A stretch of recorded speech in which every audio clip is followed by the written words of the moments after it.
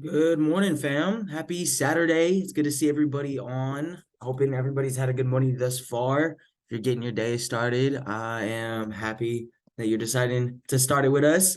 But as you guys know, this is our book club, probably one of the most integral parts of what we do as a community, and what we do individually to help push our personal development and really and truly learn the things that we can apply to become the person that we need in order to get the things that we're going towards. So I absolutely love this call. I look forward to it every week. And I'm excited to hear everybody's intake. We are covering The Power of One More uh, by Mylett. And last week we covered over the intro, chapters 1 and 2. This week we're going over 3, 4, and 5. Yes, Amber, appreciate you volunteering as tribute to kick us off. As you guys know, just popcorn whoever you want to hear from next. And I'm looking forward to the discussion. Let's get it. Go ahead. You got the floor, girl. Hey guys, I can't turn on my camera because I'm getting ready for the day, the big day today. But one of the things that really caught my attention the past three chapters was the concept that he was talking about of time. Recently I've been focusing a lot on like getting better at my time management and like focusing on all the tasks and doing all the things and being more efficient. And he had said, through our experiences, age, current circumstances, how much rest we get, how busy we are, our perception of time is continuously shifting. Scientists call this mind time, and it's completely different than clock time. Mind time is when the speed of time feels like what the speed of time feels like, and clock time is a constant chronology measured by the ticking hands of a timepiece watch. So that really just like gave me some good perspective on how much more healthier we are, how much more we take care of our bodies, how much more we stay in tune and stay on top of ourselves, the more time that we're able to give ourselves or like we're able to experience, because we only we have so much, but we're able to experience and be more efficient and really yeah, just experience more time and more love and more peace and all of the things, the more healthier we are. So that was one of my biggest takeaways from the past three chapters. So let's see. Nicole, you are up next, ma'am. I knew you were going to do that. Okay. So I got a couple of good things from this, from chapter 3. It mentioned one more try. With myself, I'm not supposed to have a lot of sugar, but sometimes when I get stressed, it's like I kind of OD on the sugar. And I realized if I have a lot of sugar after a certain time at night, when I wake up in the morning, it's kind of like at night I get a high, and then when I wake up in the morning, it it's harder for me to wake up on time, and that's why I wasn't on a book club last night. I mean, the last week. So last night I made sure I didn't have a lot of sugar, and today I woke up wide-eyed, and here I am. So I'm grateful for that. And it's just basically controlling our yesterday or last night to determine the day for the next day. Um, I like when, oh, last week someone mentioned about instead of saying that I'm busy, say that I'm productive. And that's true because regardless of what it looks like in our life, if we keep speaking what we don't want, even if that's the reality, that's what we'll keep getting. Okay, let me see what else. Oh, another thing, again, with one more try, when I first started looking on USA Jobs for jobs in Houston, I didn't see any jobs for social work, and that was a little disturbing for me because I feel like it's an in-demand job. So again, I looked again, and now I see jobs, even though they're senior level jobs, because when I graduate, I'll be entry level. So it gave me confirmation that if I keep looking, more jobs will open. Okay, also chapter 4, it mentioned time. What are your first thoughts during a day? It sets the tone for the rest of the day. And I feel like when you wake up, what you tell yourself, it could have a domino effect. And I've seen that in my life in several ways. Basically, how we allow smaller thoughts that are negative to have an impact on other things. So it's not good. Chapter 4, I believe it was, also mention emotions. I was gonna upload this to the group last time, but I didn't because I didn't know if anyone would be interested. But if you look closely, it's called a thought log.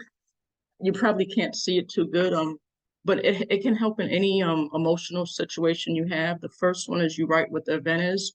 For example, I just wrote, say if you don't have a car, then you write your thought about it, your underlying thoughts. Can't get around, you're limited. What emotions you write out your emotions. And the last one is your alternative response, which is opposite to the thought that you have, that's negative. So this can really, I've used this method a lot, and it's really helped me in several ways, and it will change your negative attachments and make them positive in any situation. So that's what I got from the book, but thank you. And I like the popcorn, Michelle. Good morning. We can hear you. Hi, guys. Nicole, I love that. And I feel the I am busy excuse for sure. I've actually been working heavy on that, and being intentional about that. So it's always so good to see and hear from you. My takeaways from these chapters, first of all, this book is so good. I love Ed, man. That man is like, he's so respected in the space, by so many. And he like, I don't know, I know y'all watch his like podcast, for those of you that do, and like he's always so happy, right? Like such in high spirits. His vibration is so high, all the time. And that kind of flows into like jumping all the way forward to like really, really setting the intention of having like positive emotions in your house, or anywhere you are, right? Your workspace, whatever that looks like. That's something like I really, really try to work on, because I'm not the best at, just because like shit happens, like we're working, we're exhausted, traffic, all the things, like I'm running late, the dogs, whatever, right? Oh crap, we didn't make rice. Oh crap, it's not done, whatever. And then you get upset, you get into your emotions. And that's why having like a schedule and meditating and trying to really keep like internal but external peace is really then going to put out like, and having like a calendar on a Sunday for your week, whatever that looks like for your household, is so essential, because then you're just already ahead of the game, right? You're already prepped. Creating that balance like he talks about. So yeah, I think that I love that he, obviously I think it's in chapter 3 where he talks about like the power of one more try. And that's all it really is. As long as we're waking up and we're trying just one more time, that's, we woke up, we're blessed, right? And so we're just, as long as we're always attempting to do better and be better one more time, we're moving forward, whatever that looks like for you. My mom, I was talking to her this morning, and she's like, I got off of work and she's like, baby, I went back to the gym. And I was like, whoa, okay, that's awesome, man.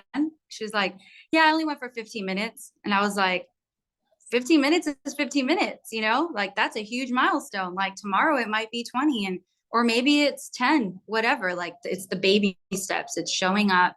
It's, not having to see the results right away, which he mentions, but trusting the process of, what, I woke up today, I showed up, and as long as I'm consistent, shoot, a month and a half from now, I'm going to actually start to see, like, talks about like your face slimming up, and everybody knows, like when you show up to wherever it is, especially when you haven't seen people in a minute, they're like, dang, you look really good.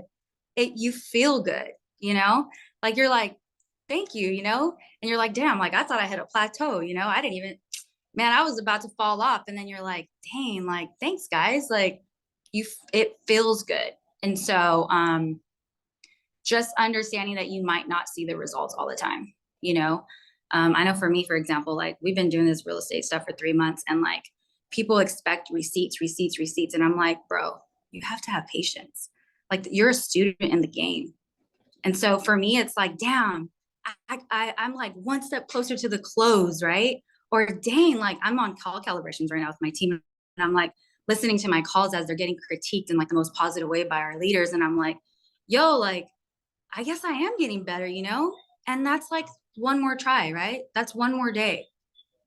We're not here to be perfect, right? But as long as like we're really just showing up for ourselves, when you show up for yourself, bro, you're gonna then be able to show up for other people, right? Like when you have like that peace, like that spiritual internal peace, dang, it feels really good, because then you're like, you're feeling good, and then you're able to put that positive emotion out onto other people. And then your emotional intelligence almost like you feel it in your gut where you're like, yo, what's wrong with this vibe? Like, what's going on? Are you good? Right? And then you're able to feel that people may not be where you're at, or vice versa. You may be having a bad day and they're having an amazing day. And then you're like, you almost feed off of their energy. You're like, dang, she really moved the room, you know? So that's really the power of one more, like for me. Like that was my takeaway from these two chapters, 3 and 4, which I hope those are the ones we were doing. Because those are the ones I read last night. But if they weren't, cool, not a big deal. But I love you guys, and I hope you guys have an amazing Saturday, and have an amazing Friendsgiving. I will be at work, not busy, but I'll be at work because I gotta keep these lights on. But I love you guys so much. Have an amazing Thanksgiving with your families, and reach out and like a quick "I love you" to your loved ones goes such a long way. And since we're talking about Thanksgiving and whatnot, I'm grateful for all of you, thankful for all of you, and I'm giving you all like a big, big virtual kiss and a hug. I'm gonna actually popcorn Mama Mary. Love you guys. Oh, I missed your voice, Michelle. I missed your face too. Very grateful for you, Nicole, and Amber. Thanks for sharing your side of chapter 3, 4, and 5. But chapter 3, one more try. Chapter 4, one more in the principles of time management, and chapter 5, one more emotion. These 3 chapters were amazing. I like the way he started off chapter 3 as it ain't over till it's over. Overachieving strategies is more like compounding. He goes into giving examples of the piñata, hitting a piñata, and how it takes the one little hits at first, and then after consecutive hits, one major shot brings out the candy. Great example. You're right, D'Andrew. I really resonated to that because a lot of the times we put ourselves in, like Michelle said, when you feel you hit a plateau and somebody else ends up giving you that compliment, things are actually working because you're doing that one more try. Some people really just don't stick around to see long enough what their results will be. So I know he goes into the 3 overachieving examples. I really like the first one. He used Michael Jordan as an example. Extremity expands capacity. You become more confident. Things aren't going to happen for you right away. Definitely not. But as long as you continue to try and go with the best intention. Hold on just one second. Anna, can you tell Dad to call Marissa, please? She's calling me. Okay. Sorry, guys. I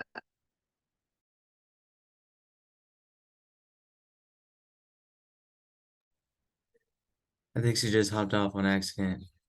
Let's give her 1 second. My mom was probably like, "Oh my gosh."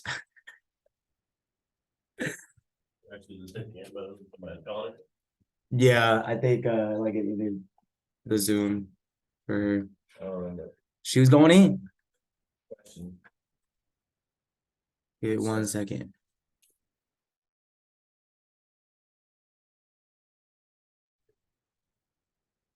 am so sorry, guys. Can y'all hear me? Okay, cool. On to chapter, or actually, I was talking about Michael Jordan, how we just really need to continue to keep doing our one step at a time. Life won't hand you opportunities. We have to go out and find them. Chapter 4, it goes into the time management, and definitely this is something that I need to work on. It goes into your 5 principles of time management.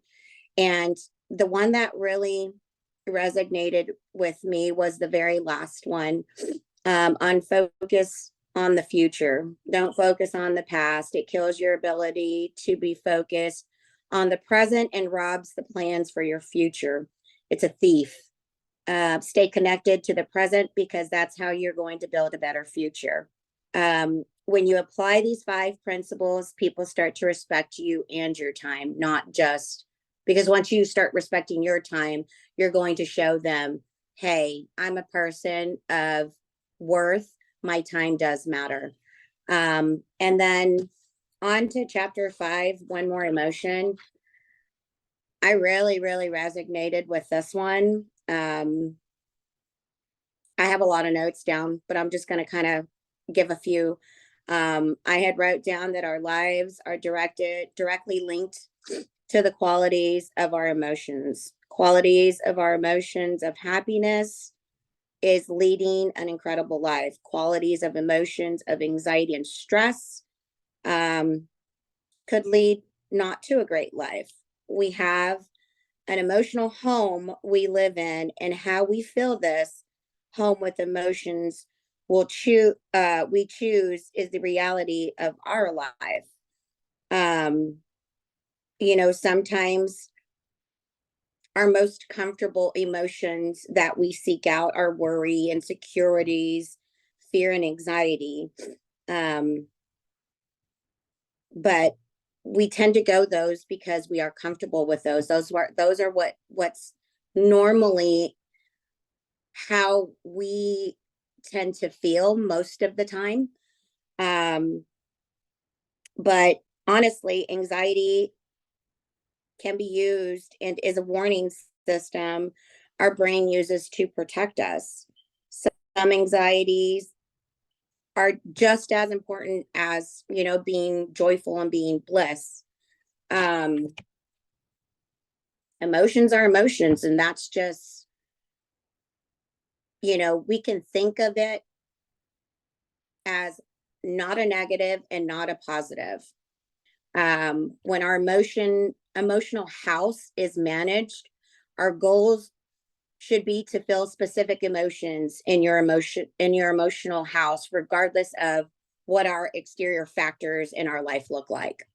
And in closing, I just wrote something that kind of just really embedded in my mind, and it says the key is to keep all these negative emotions in check. When we get caught up in all endless cycles of negative emotions is when we get into trouble.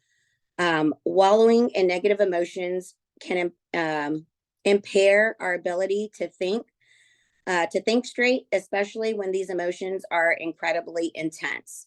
You are your emotions. And if you don't get intentional about how you interact with those emotions and move towards the emotions you want, you'll live the same life that you've always had.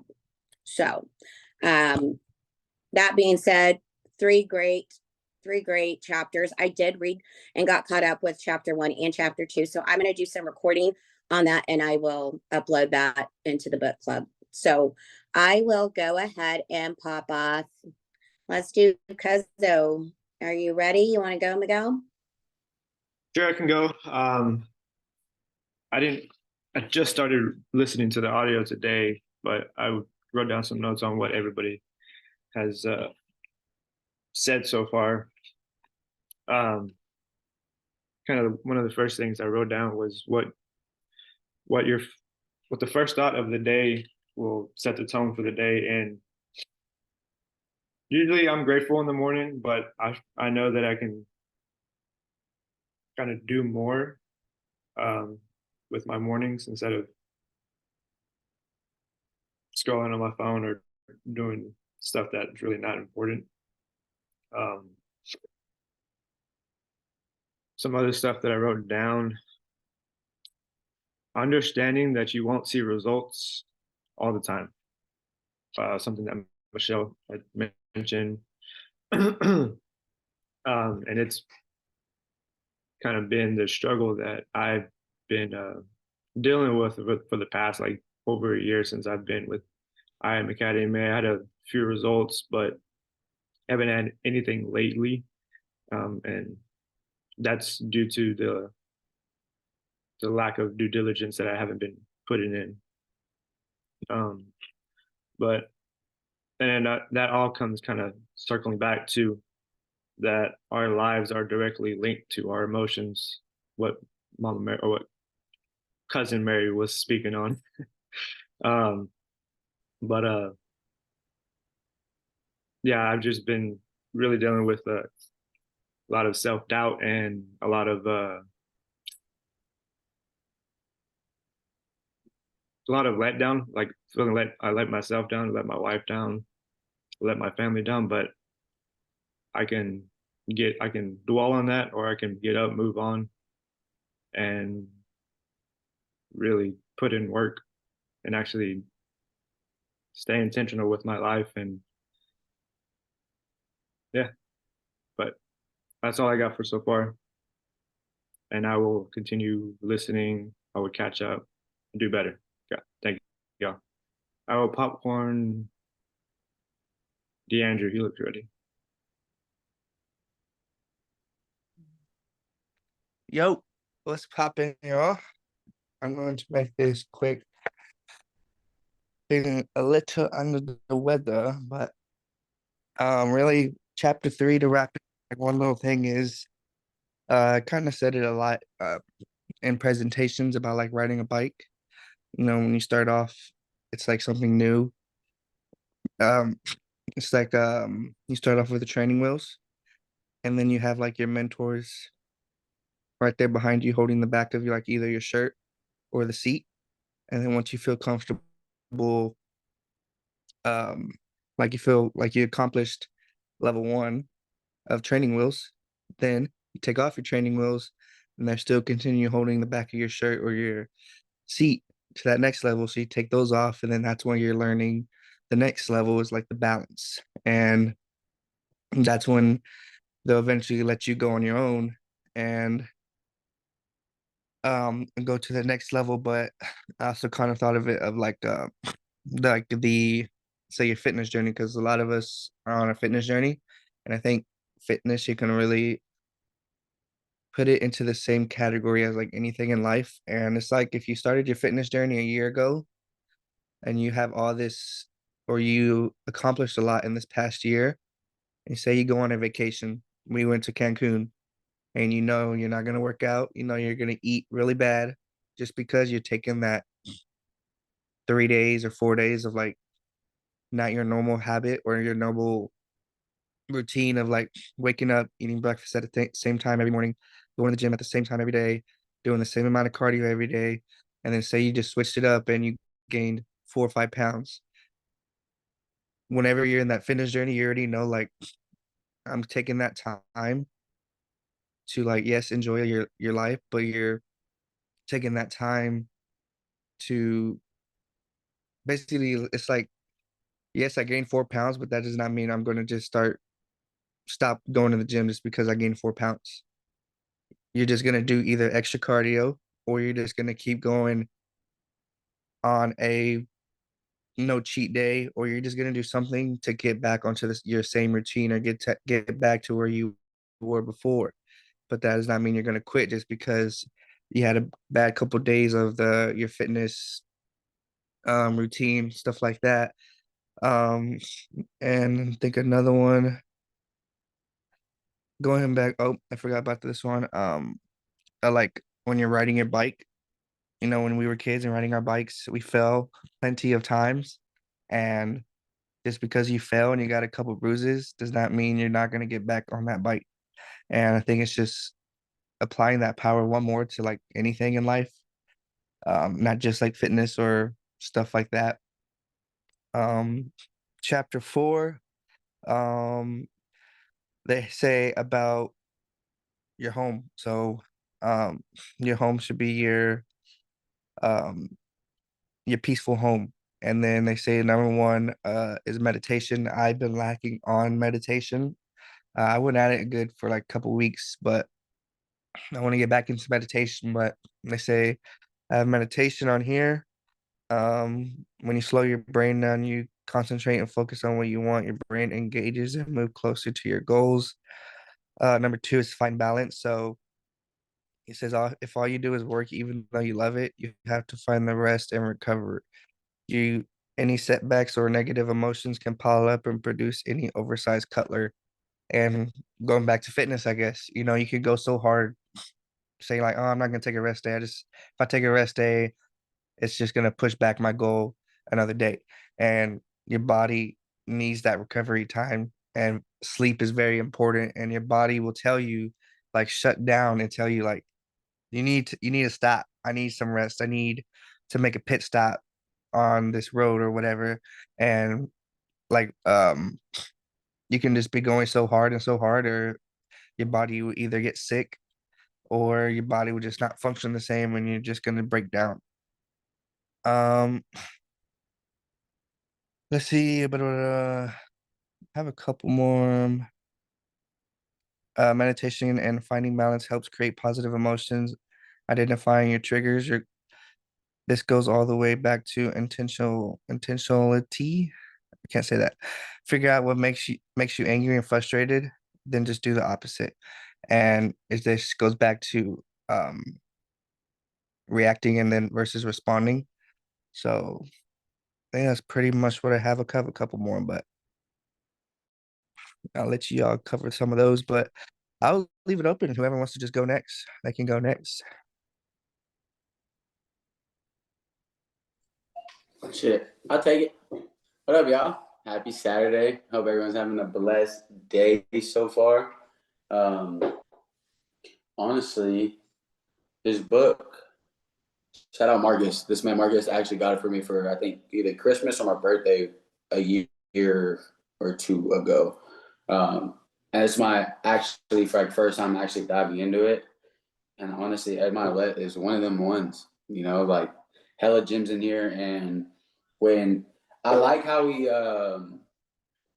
he puts like a lot of facts and a lot of things in here that a lot of people can like connect themselves to, like a lot of examples and stuff like that. So, just to get right into it for chapter 3, the power of one more try. Honestly, I had highlighted this off of, I think it was like the second paragraph. Yeah, it is the second paragraph. Second paragraph off this chapter. But it says one of the core beliefs I hold is the importance of compounding. Compounding takes place when you attempt one more try, time and time again. We talk about compounding in trading. We talk about compounding in investments. We talk about compounding in damn near everything we do.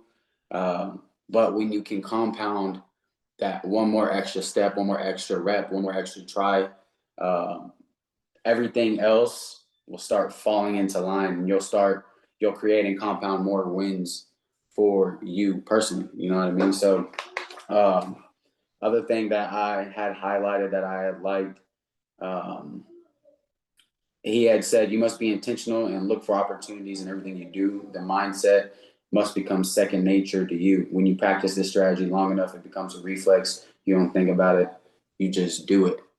So obviously, time, practice, like practice doesn't make perfection, but when you're able to do things over and over again, it just becomes second nature. It's like running a presentation.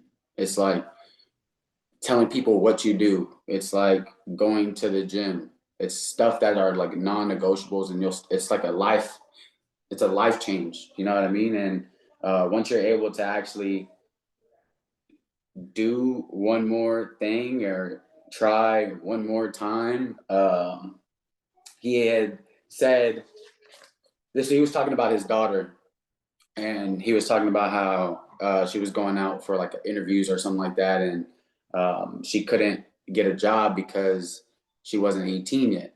So like where she wanted to work, you needed to be 18 to serve like alcohol, So he goes on by saying Bella noticed a small cafe next door. Instead of passing by like 999 out of 1,000 job hunting teenagers might do, she went inside and started talking to the hostess, and she got a job. It's just looking for that one more thing, one more opportunity. A lot of people will skip opportunities that come up.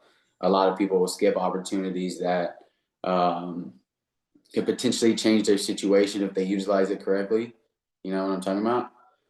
I am TGF, so really just how I view this chapter is just keep on going, you know, don't quit. A lot of people out here will take the easy route is to quit. The easy route is to go back into your norm and go back into how you used to think, you know, but when you're able to do one more try, when you're able to push yourself one more time, it creates a life out of that, you know, and you start living through that and you start, okay, look, I'm going to do this. I'm not going to quit. I'm going to do this until I win, you know, and that's what we're doing here as a squad. So honestly, I truly do appreciate everybody on here, you know, because y'all push me to be the best version of myself.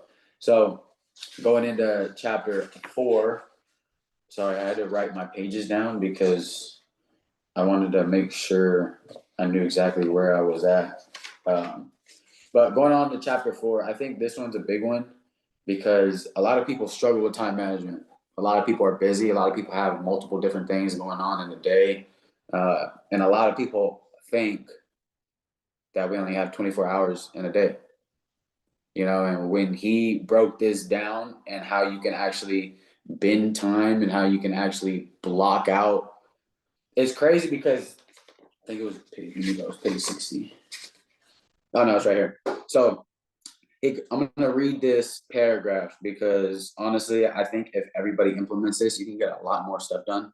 But it goes, instead of approaching your day as a single block of time, divide your waking hours into 3 equal parts or mini days. For me, that means my first day runs from 6 a.m. to noon. My second day is from noon to 6 p.m. And my third day is from 6 p.m. until midnight. And then he goes, while you're living 7 days in 1 week, I'm living 21 in 1 week. You know, when you're able to block out that time, when you're actually able to track everything you're doing, you can get a lot more done. You know, like obviously we have like these different calls and we have these different things that we do.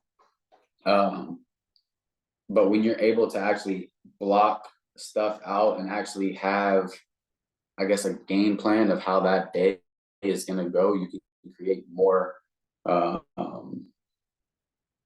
I guess you'll move faster and have greater control of your time.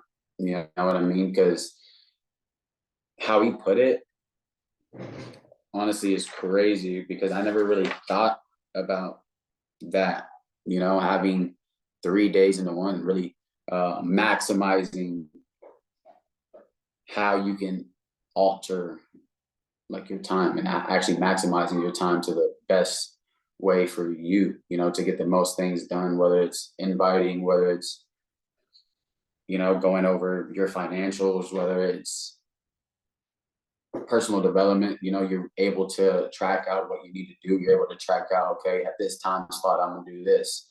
At this time slot, I'm gonna have 15 minutes for myself so I can go meditate. This time slot, I'm gonna go to the gym for an hour, hour and a half, but be precise and know exactly what you're doing at that time and that day. So you know how to maximize what you're doing. And you know, this one was honestly crazy because we always say this, you know, time's our most valuable asset. Time is something that we won't ever get back. You know, what you spend your time on, you better know, you better, I guess, know like what you're doing within that day, because like I said, you won't ever get your time back, you know? So when you're able to, I guess, track everything out and run the play and run your day, everything else will fall into line and you'll get most productive, like productivity done, you know? So honestly, this book is one of the ones I did not get to chapter 5, but I will catch up on that for sure. But I really did want to read this real quick. I think once you, I'm gonna just read this, you know, so urgency is the key. From my experience, there is a direct correlation between how fast you run versus how close you are to the finish line.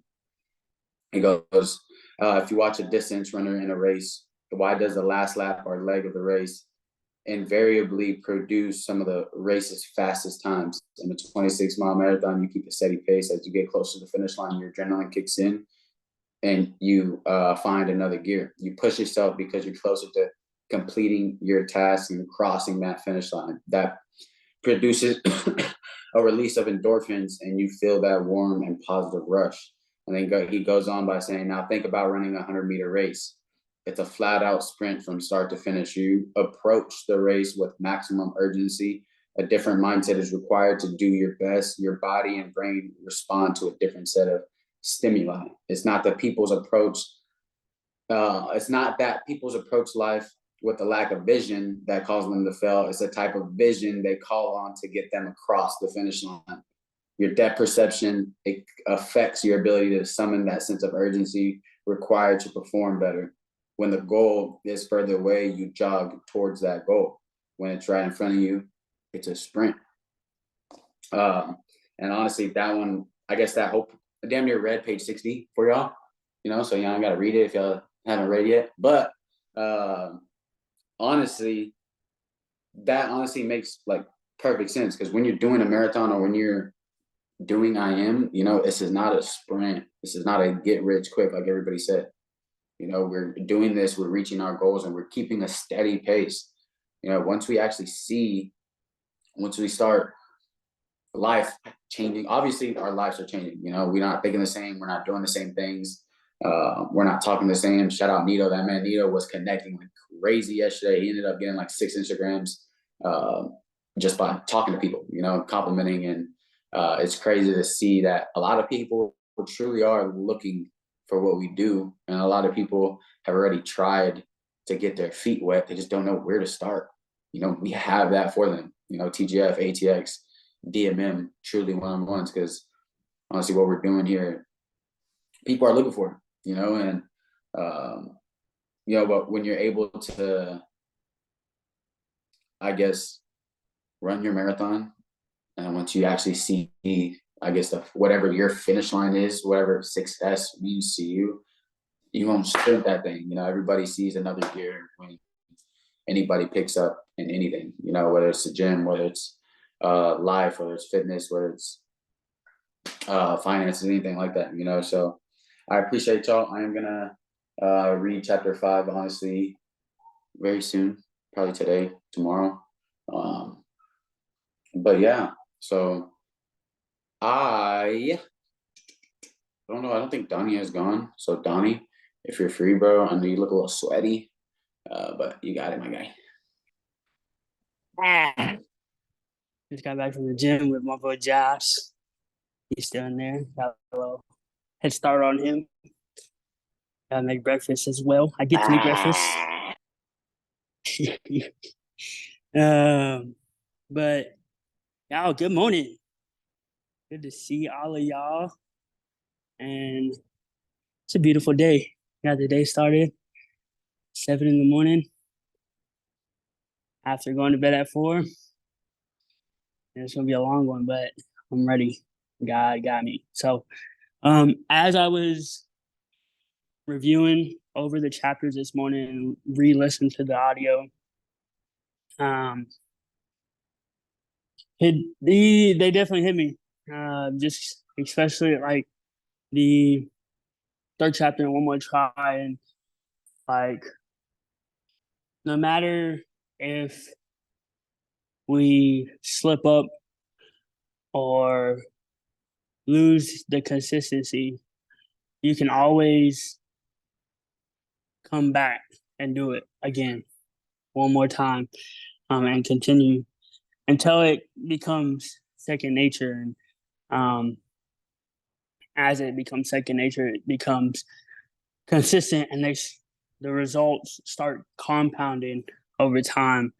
And in the end, you reap the benefits of the fruits of your labor and all the work you did. You get the end result of what it is that you're going after, whether it's a healthy lifestyle and body functionality, physically and internally. You can excel and utilize those things that you go and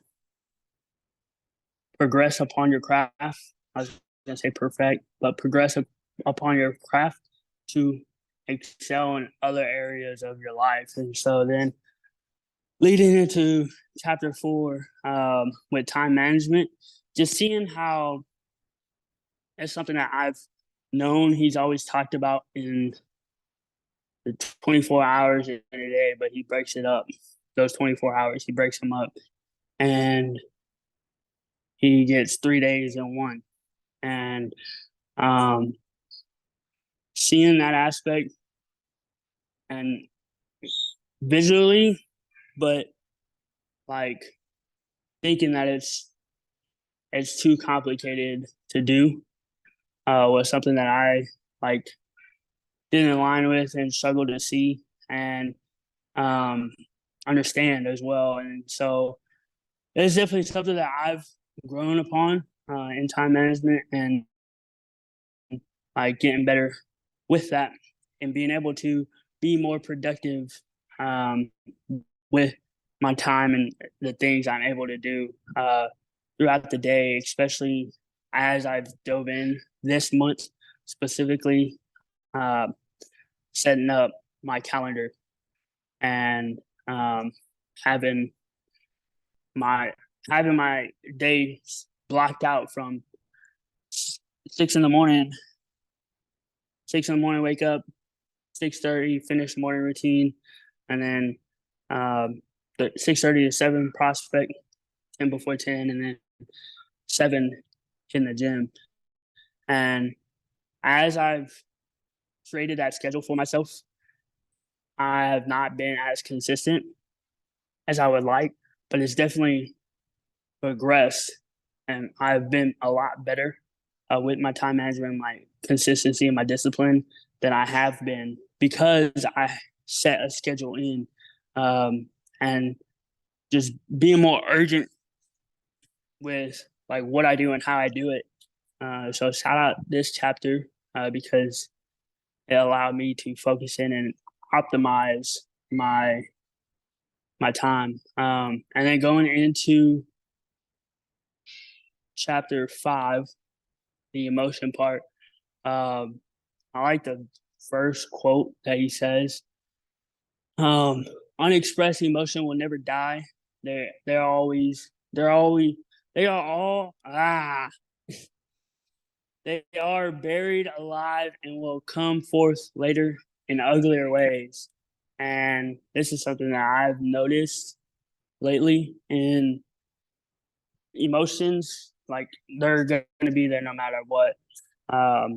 And they can be confusing at times because like with me, I'm sitting there like, yo, why I feel like this? What's making me feel like this? Going through my thought process and like looking to figure it out.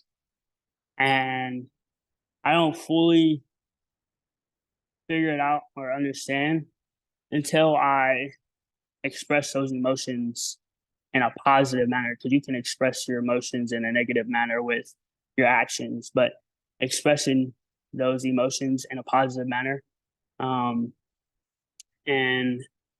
in that you're able to receive understanding and advice or encourage words of encouragement, and positivity upon those emotions from other people, depending on how you express. And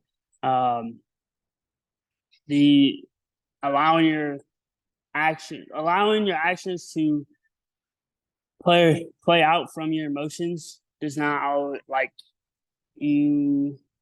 does not create positive situations. And in those situations, given you do slip up because we're not perfect, and understanding like that the people around you love you and are not there to judge you and are simply there just to hold you accountable, and like help you understand like the pain that you cause yourself to be able to know what to do and what not to do in the future. And so has definitely been a breakthrough with these chapters, especially the emotion, and not hoarding your emotions inside and expressing in a positive manner. So with that, I know that that's something that I struggle with, and I know it's hard and confusing at times. So if y'all are struggling, hit your boy up, because if I'm able to help whoever, it also in turn helps myself, giving those words of positivity and encouragement. So much love, y'all. Looking forward to the rest of the chapters. And I'm going to go pass this thing to man Josh.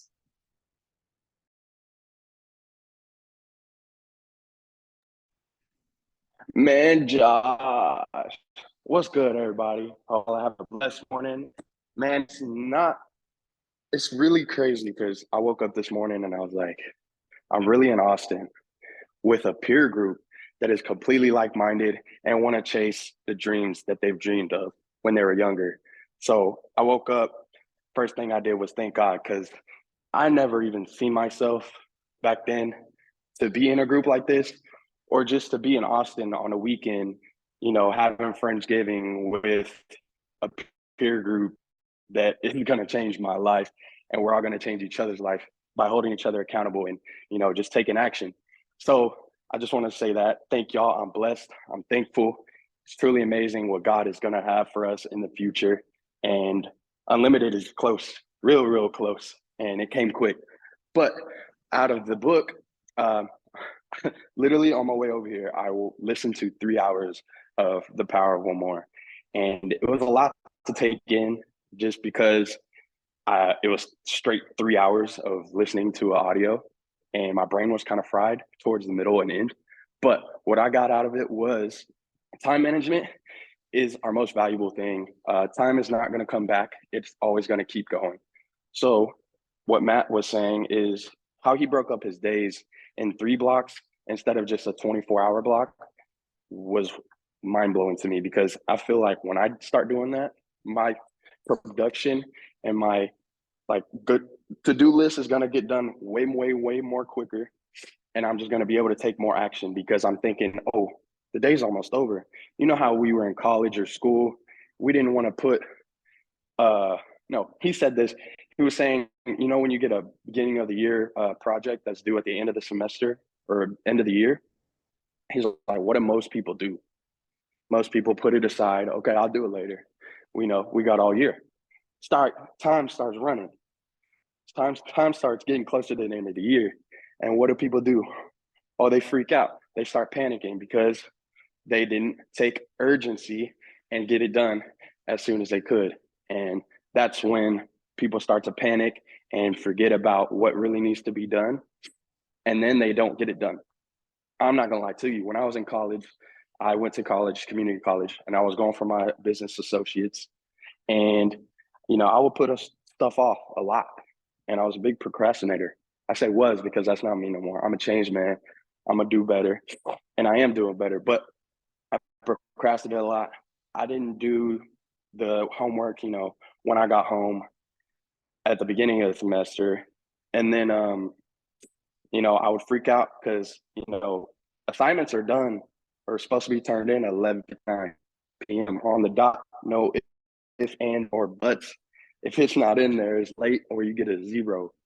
And that was me.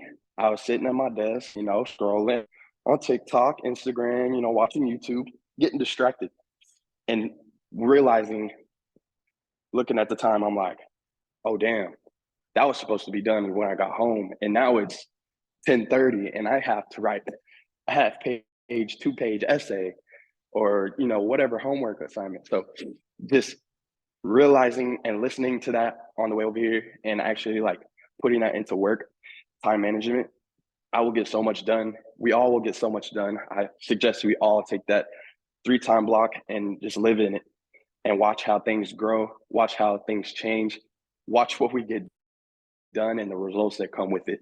Another thing was the piñata thing that Mama Mary brought up. Whoa, mind blowing.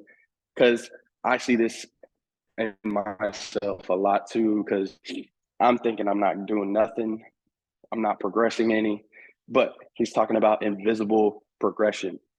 And the pinata example was perfect, literally perfect.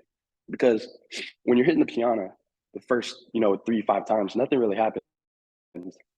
And then the last kid come up, knocks it out, candy falls down.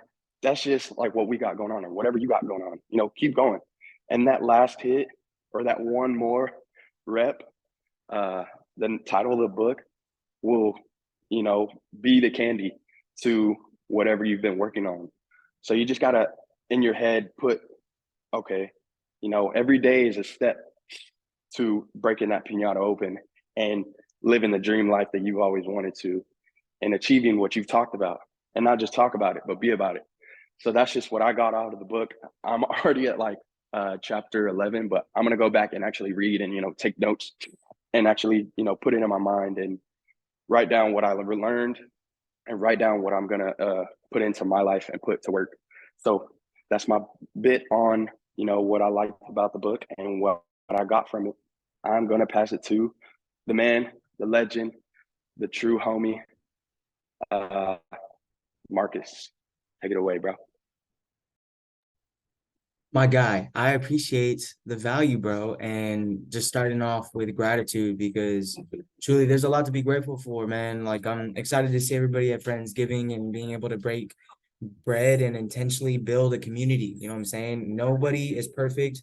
I loved Bible study this past week because we really talked about how there's no room for judgment and just remaining intentional of the type of community that we're going to be building here. And I honestly texted about it this morning because it was just heavy on my mind, just maintaining the positivity and the empowerment and the acceptance of everybody who comes, you know what I'm saying? And allowing them to know and find a place here.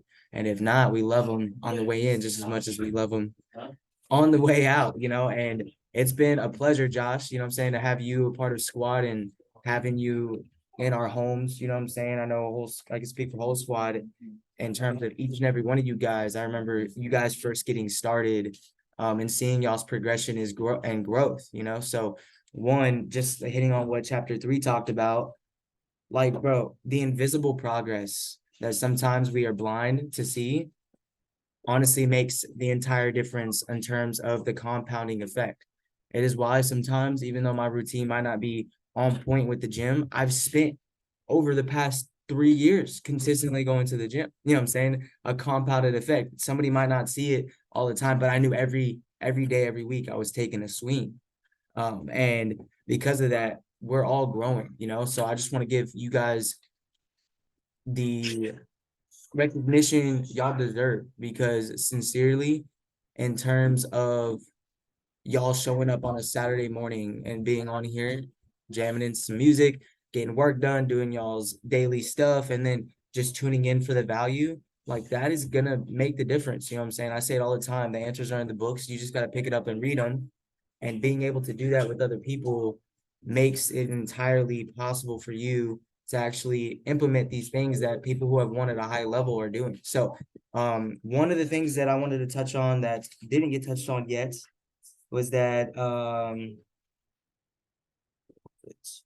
what Confucius said. So the man who thinks he can and the man who thinks he can't are both right. I remember hearing this for the first time when I was like 19. And I was like, bro, that's crazy, because that's true. If you really don't think you can do it, then there's no way you don't give yourself a shot. So bare minimum, if that's also an option of like it not working, but you doing it anyways, like you have to at least give yourself the chance, you know what I'm saying? And think that it's possible so that you can get up and do it. To be completely honest and transparent, I think one of the big things I've seen in my life is fully being willing to experience the opposite of the life that I want to create most. It's me to be prepared and to have the right mindset when the blessings run it over, so that when everything comes, we do the right things with it. And what Ed Mylett touched on, what in his story, really was kind of in my mental headspace. So I'm grateful that we were reading this book at the time period we did, but deciding, he had said that like he was looking at his results and it wasn't exactly what he thought it was, and he was diving deep. And the question that I continue to ask myself is, am I doing everything I could for as long as I could? Did I do the right things at the right time? And I really need to decide if I had put forth my best effort to make a go for it. And I think the answer to that for most people, if you're being extremely honest, is no. You know, we're not perfect, but like it's the recognition and the understanding that like, hey, like I have come so far, but I still have so much more work to do. Hey, I have grown and learned and developed and created and established, but we're still working, and I'll still get up and I'll try it one more time. One of like the first concepts I heard about this was from a guy named Johnny Wimbrey. Hey. From stage, he did a pretty impactful talk called "Swing the Bat." You know what I'm saying? So 100% of shots never taken never go in. 100% of shots that you don't take do not go in. And in that, he was literally just expressing like, bro, show up. You know what I'm saying? Swing the bat. Like you ain't got no chance if you're not swinging, if you're not waking up and doing the reps, if you're not meditating, if you're not reading, you don't give yourself a chance. So like the one more try, it reminded me a lot of that talk because it changed the game for me. And then last thing I want to touch on in chapter 3 real quick is winning is a numbers game. It's nothing else. You know what I'm saying? How many times, how many calls are you willing to go through? And if you're willing to not give up and go through the results, then you are going to get results that people won't, because people will give up. 98% of people on the planet don't make it through long enough. They get to the point of, I'm in the valley of despair. Things are rough for me. Things are not going my way. And instead of diving deep and getting through it, we look for, I like to call it a shiny object syndrome. You know what I'm saying? The SOS. Like, okay, let's go look for something else. And Mylett talked about it as well. You know, of like, yeah, I had this tendency of wanting to quit and try something new. And we all do that. But one, if you just show up and try again and again and again and again and again, watch what happens, because you will naturally go through the reps, you will go through the numbers it takes to get to the results you're looking for. In terms of time management, again, I think the statement I just said is right in tune with how I felt reading this chapter. I have come so far, but I have so much more work to do, you know, especially in times where like a lot of like my routine or things come out of the blue, which is expected. You know what I'm saying? Like you cannot account for everything. You will plan your entire schedule out and something out of life will happen. You know, a tire will blow. Somebody might end up in the hospital. You might make a mistake, but are you willing to continue with that schedule? And it's having the understanding that you have to learn how to control time instead of time controlling you. Yo, I feel like I've made progress in this realm, but it's still something I work on every day. You know, one of the biggest things that he talked about and really getting diligent in planning is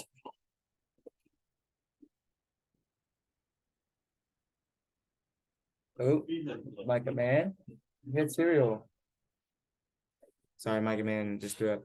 But yeah, as we ended up, I lost my train of thought. Sorry.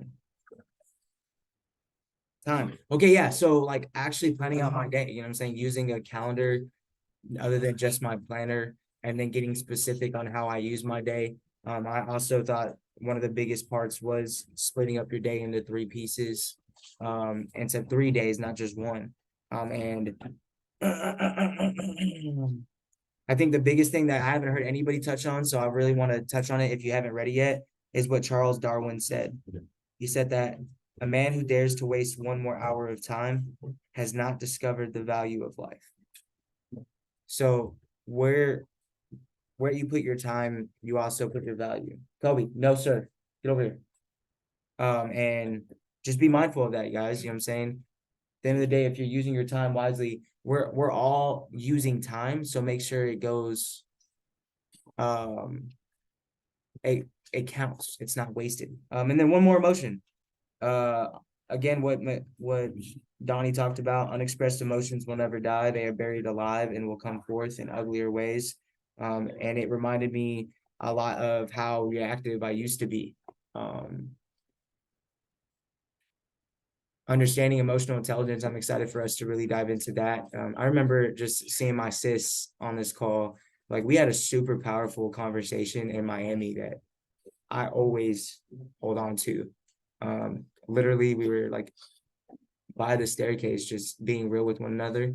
And we talked about the book Emotional Intelligence 2.0. And I'm so grateful for the people we have in this community, because I had to work in my emotional intelligence for a very long time, and I still do.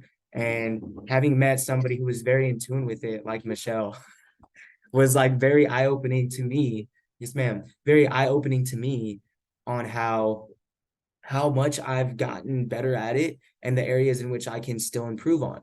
And in terms of emotional intelligence, like being able to point back the conflicts and the times where I've created more issues in my life than actual solutions, it was just solely based on reactivity, not responding. And being able to digest the emotions and realize that you first have to understand it and then know that these emotions have a purpose will allow you to actually get honest and intentional about what it is you want to do. Like, okay, like if you truly want a better life full of positivity, are you going to react on the anger that you feel? Because you're going to feel angry, but it's your choice, you know? And it's so difficult because they don't teach you this growing up. And if you're blessed with an amazing family and an amazing example that show you at an early age, you have to go through it on your own. In other words, it is not your fault, but it is your responsibility. You know what I'm saying? Like, we're not kids, and what we're doing is going to help our kids, and the people around us understanding how to move forward with the positive emotions. So one, just meditating, finding balance, identifying your triggers, what makes you go back to those areas where your body feel like, oh no, sir. You know what I'm saying? And then last but not least, resolve to change the way you think. In other words, think about what you're thinking about. Most people understand when their thoughts come in.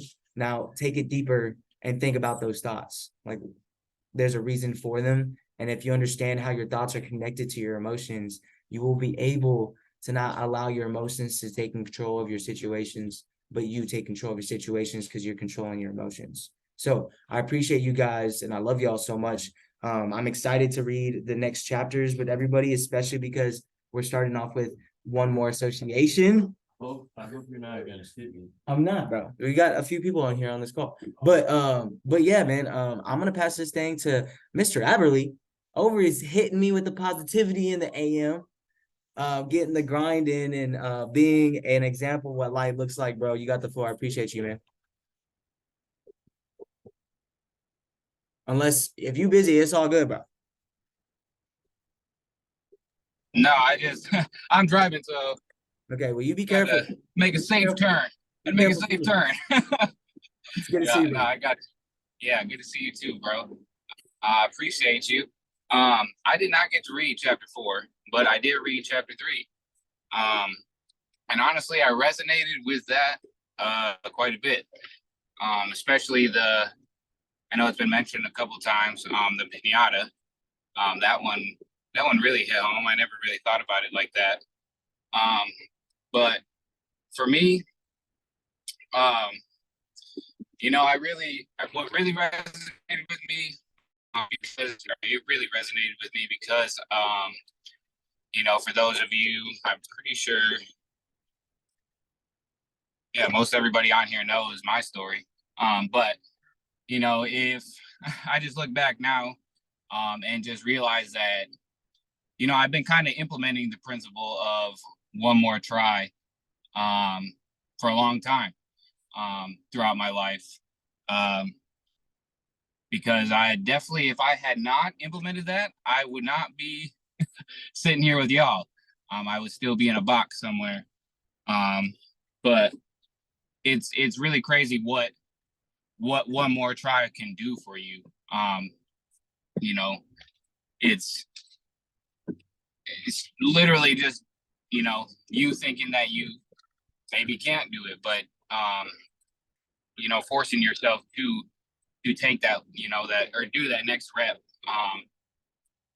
do that, extra presentation, even though the last one didn't go that great. Sorry, but just really, really just pushing yourself further is really further than what you think you can do is really the one more try aspect in my eyes,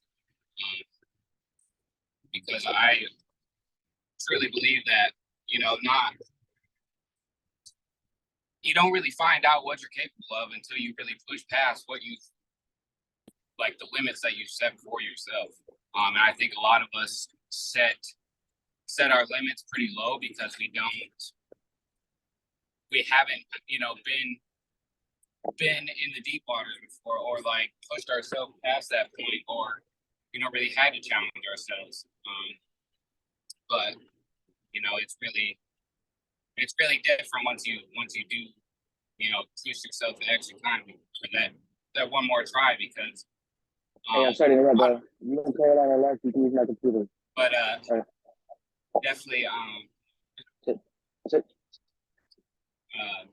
sorry, lost my train of thought.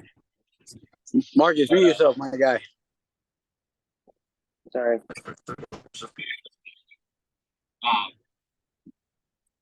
Sorry, lost my train of thought, but yeah. My bad, my bad. The power of one more try is truly something different. But I think you can discover a lot about yourself by pushing yourself that little extra bit. So I'm not sure who has not gone yet, but whoever. Yeah, so it's Mikhail and then Miss Caroline. We got Mikhail. Caroline, I don't know if you've been reading or started reading the book, but if you want to share the biggest takeaway from listening in, or if you want to wait till after Mikhail, that's cool too. Or you ain't got to. I don't know if it's on for me, but I could barely hear Marcus. Marcus, you're like cutting in now, buddy. Yeah, You're all fuzzy. I guess that headphone. Always causing issues over here. Sorry, y'all. My bad. I was saying, girl. Oh yeah, we still can't hear you, my guy. You've gotten if you hadn't read the book or started this yet. You still cutting out, buddy. Marcus, disconnect from your Wi-Fi, bro. You already talked. Now Yeah, we can see you and hear you. Come on, dude. Oh gosh, I love y'all. No, girl, I was just saying if you want to wait till after Mikhail, or if you want to share your biggest takeaway thus far that you've heard, or is either you or Mr. Mentor's Prime. So I haven't read the book, but Marcus was like, we're live on book club. And I was like, all right, I'm not doing anything. I'm eating breakfast, so I might as well hop on. So I haven't read the book. So whoever can go is next, and then I'll try and whip something up in my brain to say. YouTube it. He said YouTube it. He said YouTube. Can someone just tell me what page or whatever? I'll Cliff Notes it and I can bullshit it. I went to college. He said I went to college. What we want you to do is digest what happened on this call, what you done heard, and then I'm gonna go real quick. I know. And then I was totally kidding. My fault. I didn't catch it. I just sat down. I've been moving and grooving. My bad. What up, girl? Good morning. What up? It's good to see you guys. Truly, Carolyn, it's good to see you. Welcome to the book club. Man, whoa. Also, you can find it updated library. This book is in there, by the way. But with that, yo, this book is something serious. And real fast, I have been moving and grooving on the phone, handling a few things. Kids been going crazy. My son literally just threw up on me. I had to change shirts. So with that being said, I didn't hear a lot of what was going on. I heard the little bits and pieces of everybody who spoke. And one, I'm just glad that everybody's here. You know what I'm saying? We've been doing this thing coming up on 2 years. It's lit. And truly everybody is here doing it one more weekend after the next, literally getting up one more Saturday after the next, literally reading one more chapter every single week, listening to one more audio every single week, closing one more book every single month. So literally, I am proud of everybody, man. There was a point that I just wanted to speak on what was this, in chapter 4, when he was talking about time. And it was crazy because, Miguel, I hope that, I know your camera is off, but I hope that you are right here. We spoke about this yesterday, and I heard a small tidbit of what you're saying, and then I caught a phone call. So with that, last night we spoke about just like going for a goal, even when it comes to the business specifically. And when we broke down the numbers needed to go and actually accomplish the goal, he was like, bro, you really think that could happen in like 45, 60 days? And I was like, bro, yeah, like I've done it before. Good plan. And literally Ed Mylett talked about this. And so I'm gonna just go ahead and here, hold on. I took a screenshot of it when I was reading it. So urgency is the key. From experience, there's a direct correlation between how fast you'll run versus how close you are to the finish line. Like when you think of like running a race, like in track, I didn't run track, but a lot of my family did. So I went to a lot of track meets. When you see people run a 400, you see them take off kind of slow. And as the relay race is going on, as they're moving and grooving, once it's really time to go to the finish line, everybody blasts off. When you run a 100-meter sprint, you approach that race versus a 400-meter completely different. You're going to start with momentum, because all in all, the next part he said is your depth perception affects your ability to summon that sense of urgency required to perform better. When the goal is further away, you jog towards that goal. When it's right in front of you, it's a sprint. And truth be told, it's like, this is why when it comes to like specifically network marketing in the business, I break down when it comes to like what you need to accomplish in order to hit your goals in a very simple way, so you understand that it's not that hard. It took me like 6 years of doing what I would say mediocre, average work in the business to actually learn this lesson. And then once I learned the lesson, I was like, quit playing with me. And it actually took a company promo for them to drop the price to a stupid amount for me to realize how many contacts I really had that would actually love what I had access to. So at that point, it really became a self-confidence issue, because I didn't believe that what I had and my leadership was worth the initial price tag. But once they've dropped it, all of my limitations disappeared.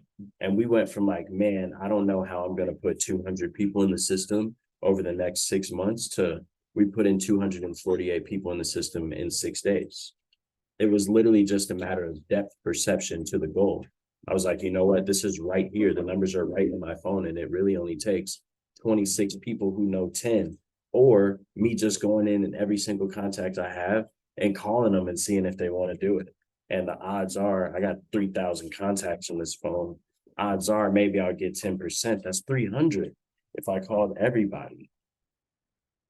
And when it really comes down to it, majority of people in this industry of network marketing, they will call 3,000 people over the next 10 years that they're doing the business. And that's why majority of people don't win in network marketing, because they can't condense those time frames. Literally, that's all I've ever done to win in any freaking business that we've ever ran for the last 10 years. I condensed time frames, and I was like, yo, the freaking, it's right here. Let's just go run for it. And that's how we went and put in 5,000 in a year. And we went and created multiple 6-figure earners, things that people dream about when they see network marketing presentations. We went and did it because we allowed ourselves to look past the limitation of it's far away. And we allowed ourselves to believe the crazy thought that it was right in front of us. Like, you can truly go do anything that you set your mind to. You just got to go and put in the work. You got to be willing to lose a little sleep. You got to be understanding anything that you say yes to, you say no to something else. So with that being said, you just got to be ready for those type of sacrifices and those type of cutoffs, those type of changes. And that's what he talked about in here. Like, yo, at the end of the day, you just have to be okay. You got to keep going. You got to do it one more time. You got to allow yourself to really become urgent, because that urgency pushes you to speed towards your goals. And your average person, when you do 3, 4, 5 times as much as they do, in one day, it's the same 24 hours with everybody, whether you're making $800 million a year, whether you're making $8 an hour, it's the same 24 hours. There is no difference except somebody has figured out how to condense their time and leverage their resources and relationships in different ways. So all in all, it comes down to education and then application of that education. Hence why we have this book club. Hence why we read the books that we do. Every single one is intentionally placed in the roto, literally. We mapped this out based on the progression that we could see like a year ago on how our life was going to go together. And look how everything has been aligning. It's because if you can condense the time frames, you can really just go to work and things usually end up working out. My kids are going crazy though, so I'm gonna pop back into that room because they're screaming, and so is my wife. So I love you guys very much. Carolyn, to you. Oh my God, that was a great way to end it. Okay, so I'm just confirming that when I'm reading this is it's The Power of One More, right? Yeah, okay, cool. So the second I read this, it reminds me a lot of a statement that I use. So I work in the grief and mental health community, and this is a statement I use with everybody, because you hear a lot, just take it one day at a time. You hear someone say that statement a lot. And as someone who lost her mom a couple years ago, who struggled with anxiety and depression her entire life, someone just saying, take it one day at a time can feel like too much. And so now I always say, just take it one moment, because one moment for someone can just be getting like out of bed in the morning, just drinking a cup of water, going outside their apartment. Like one singular little moment can just make a difference in your day. And I tell that to people because I go, don't think about tomorrow. Don't think about that, can feel too big for people. And so just one singular moment, drinking water, eating that meal, doing one little thing that can just improve your day can make a huge difference. And so that is like the biggest thing that I read about that, is just the power of one more. It doesn't have to be like one more day or one more year or one more week. To somebody, it can just be a singular moment in that day that can make a big difference. So yeah, that is like the I haven't read enough, so my brain's still waking up, I will say. So that's all I got to say. Yeah. Hey, it's all good. We appreciate the insight. And if you want to hit on anything that stood out from what anybody else said, that's smooth too. Other than you like having to read and then like giving insight. So usually there's plenty of times where people hop on, they've never read any of the book, but they just share about something that they heard that stood out most. So what's one thing for you, bro? I think, if I'm going to remember this correctly, Marcus, what you talked about when you said you were talking about, you might have said like trauma or something, where just it's our responsibility to fix it or something. Like it's not our responsibility that it happened to us, but it's our responsibility to like fix what's happened to us. And this myself is something that I deeply understand. Just the experiences that I've been through for, I want to say like good 3 years of my life in college. I put a lot of the anger and resentment that I'd gotten from other people back onto them. It was the energy that I was receiving that I was giving back out. And I saw it a lot in like friends, or even like how, things that I got from like my mom. I struggled with like my body confidence issues my entire life. And a large, some of that stemmed from my mother just being on me about being fit my entire life. And I resented that part of her until I actually learned when I was older that the reason that she was on my body so much growing up was because her father was on her and her sisters for her body growing up.